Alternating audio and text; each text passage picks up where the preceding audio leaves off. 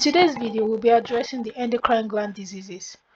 What are the diseases of the endocrine glands and what causes this disease, as well as the treatment and as well as symptoms that you would look out for in these diseases. Welcome back to today's video, guys. This is Learning in Pidgin, trying to simplify concepts, science concepts, and get a better understanding of what we learn in school. So in our previous video, we spoke about the endocrine gland as a whole, what they are. They are ductless glands. They secrete hormones into the bloodstream, right? So whenever you talk of endocrine glands, these are glands that are just scattered all over the body from our head to, let me just say, the thorax. And they're in charge of all the processes in the body. They influence the processes in the body. So the hypothalamus sits as the center, the beginning part. Like when you speak of endocrine glands, you got mention hypothalamus as more or less the first, but nevertheless the pituitary gland is always the master gland, because it's in charge of many or much of the regulation of its target organs. Now when you speak of disease of endocrine glands, you get in they call hypo, normal.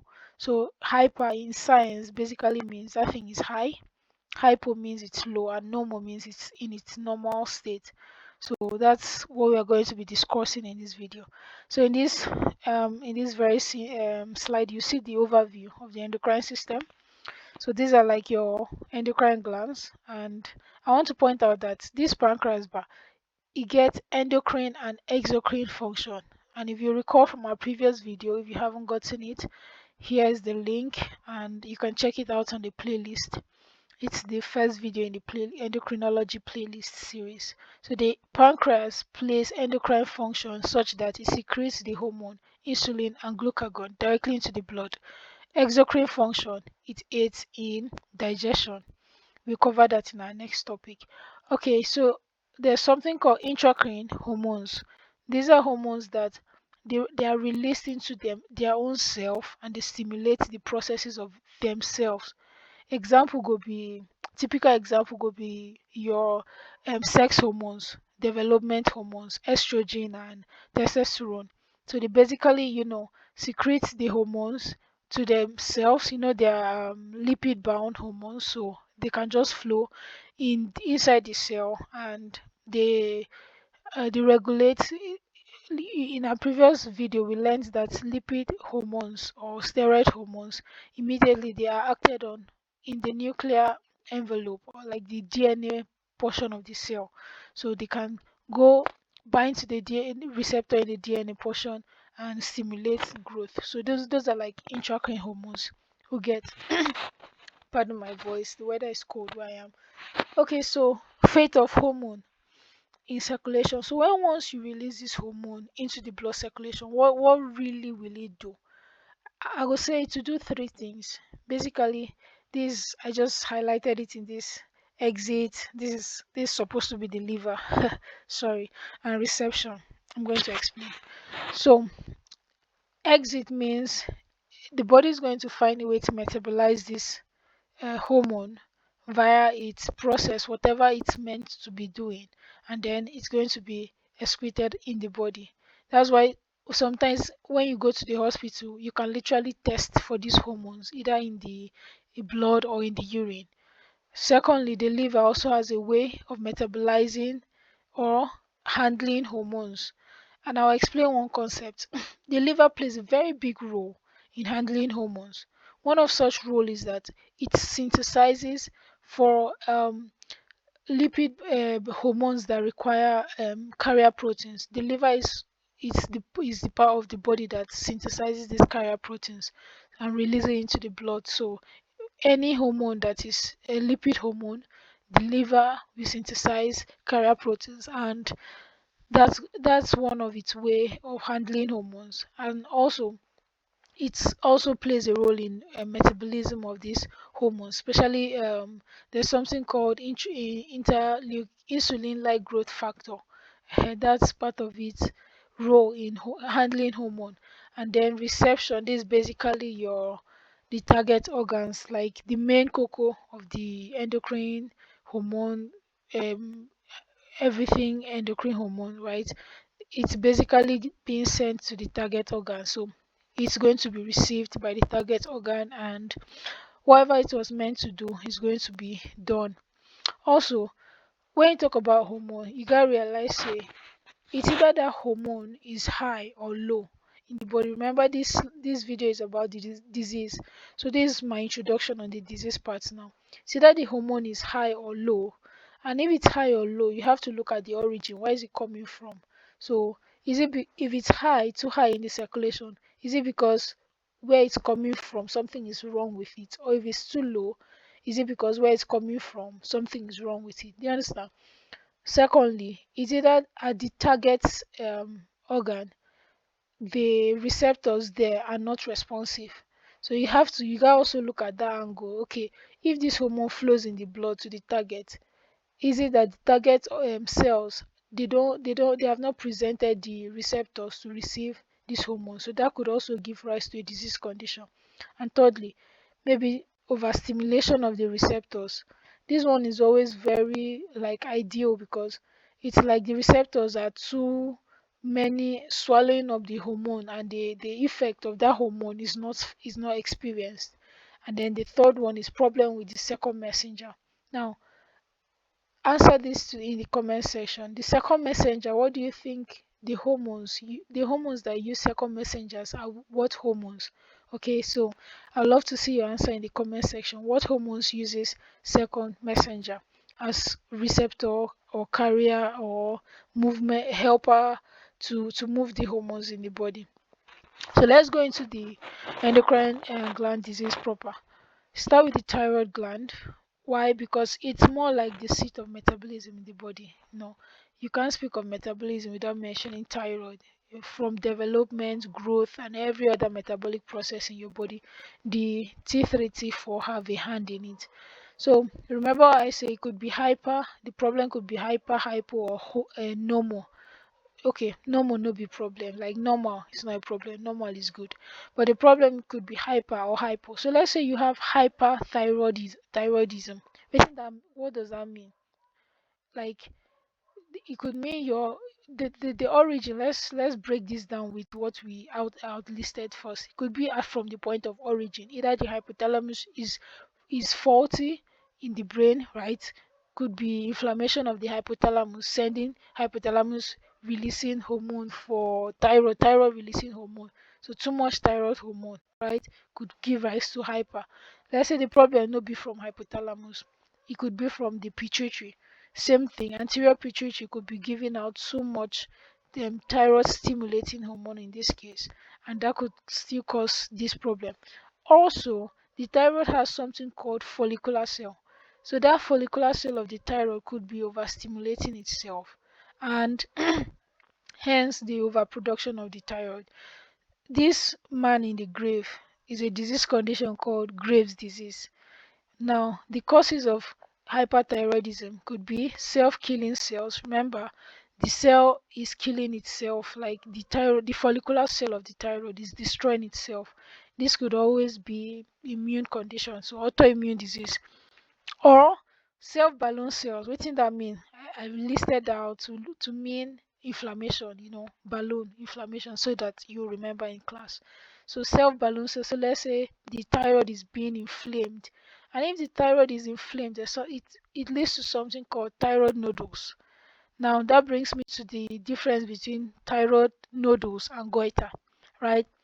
Goiter is inflammation of the entire thyroid gland, like this cartoon you see. The entire thyroid gland is inflamed, then that's goiter. But the nodules is just some fraction of the cells is inflamed. That's just your nodules. In medical or clinical examination, you could feel the nodules if the clinician places their hand on the thyroid, where the thyroid is located around the neck. Okay, so the symptoms you could have, this hand represents, like a joint pain, arthritis, all those stuff like that, or irregular heartbeats, hence his heart turning weird. Okay, so the treatment obviously will be to reduce iodine, because iodine is used to make thyroid T3, T4 triiodothyronine, which is the active form, or triiodothyronine or thyroxine, right? So You reduce intake of salt, any food that contain or fruits that contains iodine, reduce the intake. Or you look at the immune aspect of it. You can take your immune suppressants to suppress the immune system from destroying the thyroid cells. So moving forward to the hypothyroid diseases. Hypo, what does that mean? Low. So it could come from low presence of thyroid stimulating hormone from the origin, could be the thyroid, pituitary, anterior pituitary, or the hypothalamus, right? So, or it could be a problem with the thyroid. Sometimes we say let's stop exposing ourselves to radiation. So let's say you are exposing yourself to radiation of some sort. So it could affect the thyroid, and hence the thyroid gland generally cannot produce enough thyroid stimulating hormone to uh, bring about the synthesis of your thyronine and triiodothyroxine. Shade it gets, please follow me. Sorry if it seems like I'm rushing. I'm just trying to get it all out there. So the symptoms is going to be like this is depression, this is no lactation, right? But remember I said growth, metabolism and development. Thyroid, you will always find thyroid hormone there. So no lactation, that's development. So it's going to influence milk production if you are a lactating mother, and also it can influence your heart pressure balance, so high blood pressure, right? Why? I always love you to explain so that you get it well.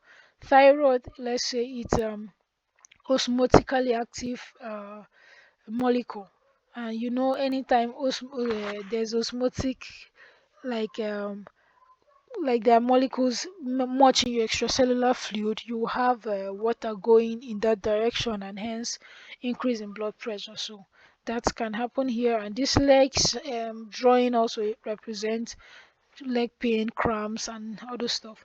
So how do you treat it? Increase intake of iodine, fruit, salt, and stuff like that. No lithium. Lithium containing drugs or any food containing lithium, because lithium interferes with production of or synthesis of thyroid hormone, or this thyroxine and triiodothyronine. So you have to cancel out lithium containing products, and you can take this T3 T4 as medications. Okay, so moving on to the adrenal gland, has another endocrine gland. It sits on top of your kidney, right? It has two parts: medulla cortex outside, medulla inside. Remember, cortex outside, medulla inside. What does medulla do? It produces epinephrine and norepinephrine hormone, which are your what? Adrenaline and noradrenaline. Do you know the difference between adrenaline and noradrenaline? When it is not like in use, it's epinephrine. Like when it's just, how do I put it? When you are fight or flight, right? Fight or flight, it's adrenaline. But when it's just in its resting state, it's epinephrine and norepinephrine. I hope that makes sense. So this second column will be the causes. Like what kind of diseases can you get from this? There's something called pheochromocytoma. It's just anything cytoma is cancer. So cancer of the adrenal medulla. What does that do? It messes up the production of these hormones. Sorry, I'm using plain English. I don't know what came over there, and the channel is Pidgin. Sorry, guys.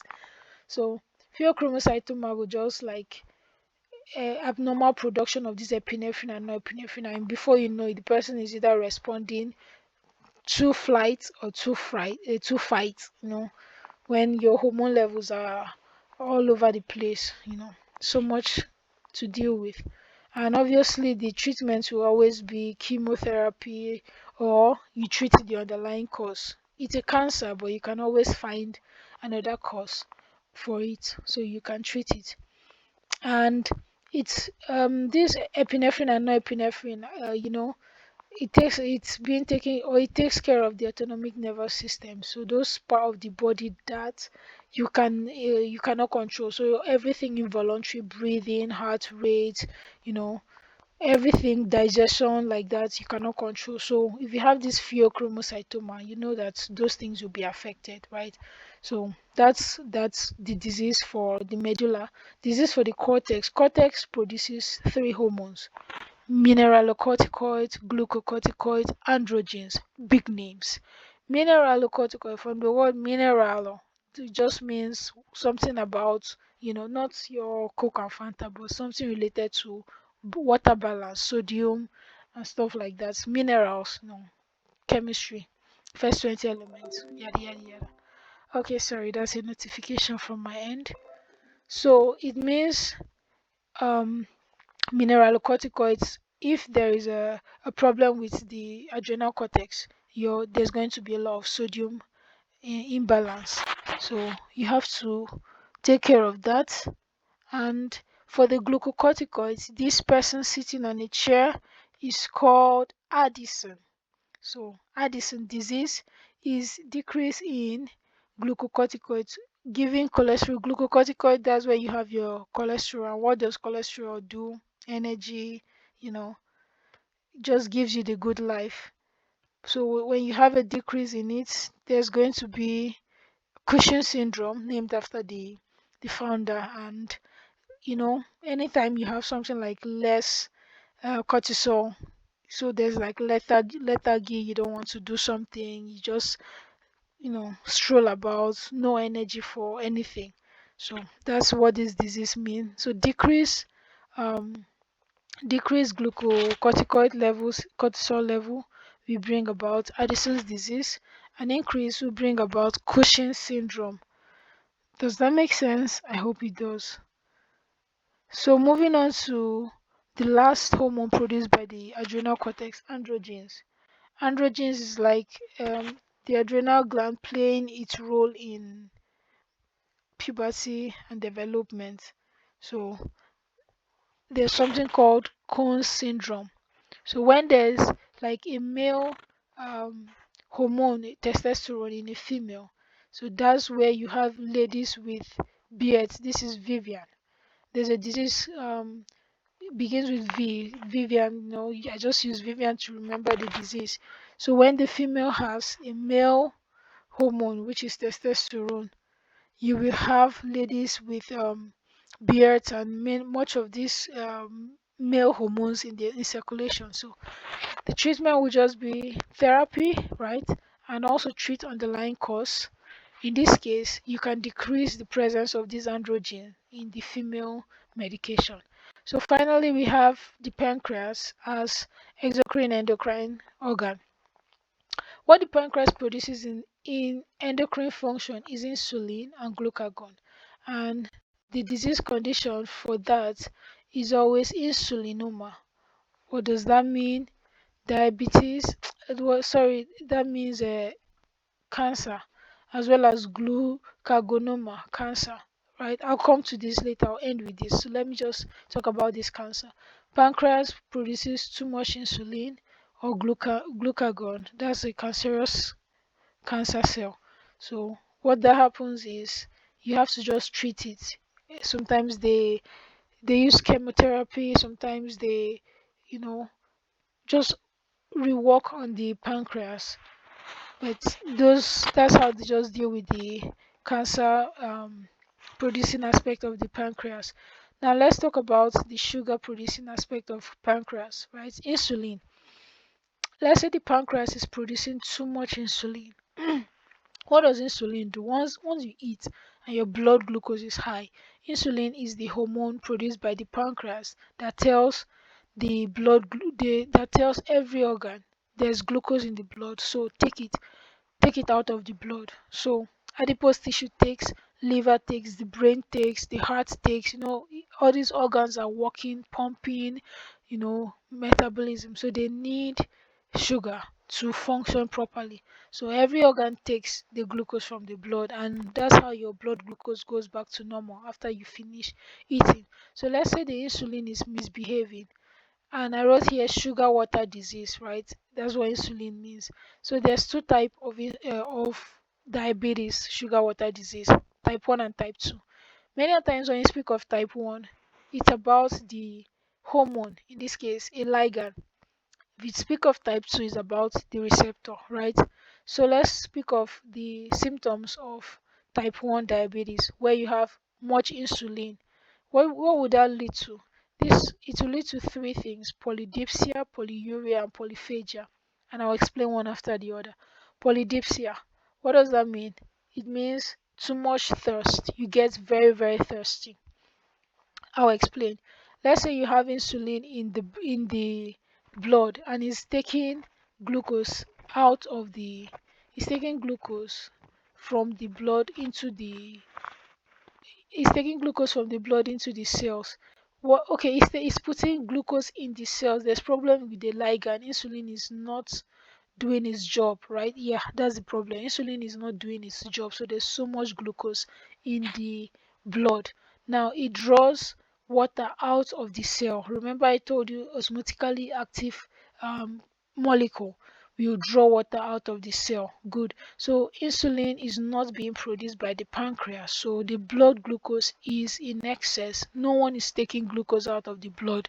So what happens is that every cell gives up its water because the blood is osmotically active. There is a molecule called glucose in the blood. So water goes where osmotically active molecules goes. So there's too much glucose in the blood. It will draw water out of the cell. Hence, you will be thirsty because whatever you feel is what your cell is feeling.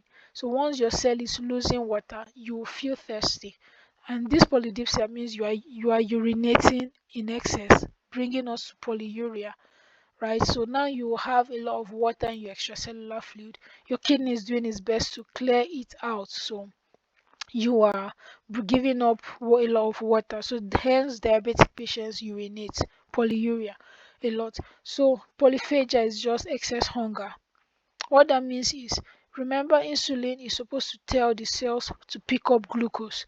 The heart, the brain, the adipose tissue pick up glucose. The blood has glucose. This person has eaten, but insulin is not doing its job. Insulin is the ligand in this case. It's not doing its job. So the cell is starving, right? Meanwhile, there's glucose in the blood, but the heart does not have any glucose. The brain does not have any glucose. So the entire organ system of the body is starving. So you will always feel excess hunger as a type 1 diabetic patient. Alright, I hope that makes sense. So the treatment will always be insulin therapy. Okay, so now science has done a lot of formulation. We can literally buy insulin off the counter as a medication now. Okay, so type 2 diabetes, receptor problem, right? That means the cell is not picking up the glucose that the insulin is telling it to pick up. So what that means is we can think about the consequences in threefold as well: polydipsia, polyuria, and polyphagia. Sorry, ignore these notifications. So the brain does not have glucose, right? So it's starving, polyphagia, and this represents key, and this represents a person without music. Basically, your body will respond in a similar way as type 1 diabetes, but in this case it's the organ that is starving, right? So the kidney will do its best to clear whatever glucose it finds in circulation, right? Because glucose now, having been in excess, there's a part of the kidney that reabsorbs some of these molecules. So it does its best, but it's very because there's so much glucose in the blood, it wants to clear it out, so you end up peeing just as much as in type 1.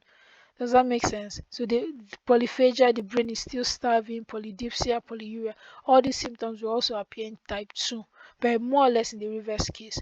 So the treatment is always insulin therapy as well. Now, on the last note, there's something called gestational diabetes, also known as pregnancy diabetes. What does that mean? Now, when you're pregnant, you have your own hormones, progesterone. So those are like your pregnancy hormones. But you also have a child in you.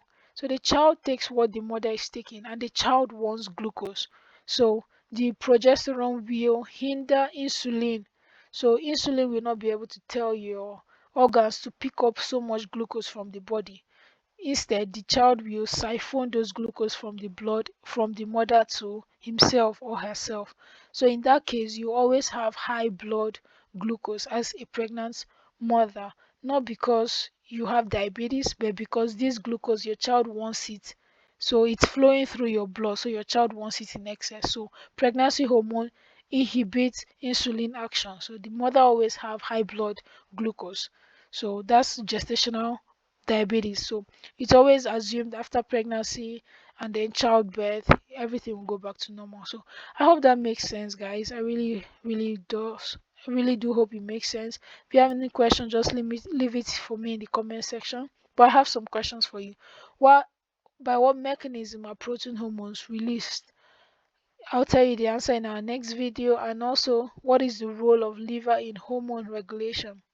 So I gave this as an answer in the video, so just let me know in the comment section. Okay, thank you, bye bye, see you in the next video. Please like and subscribe. Just remember, catch ya.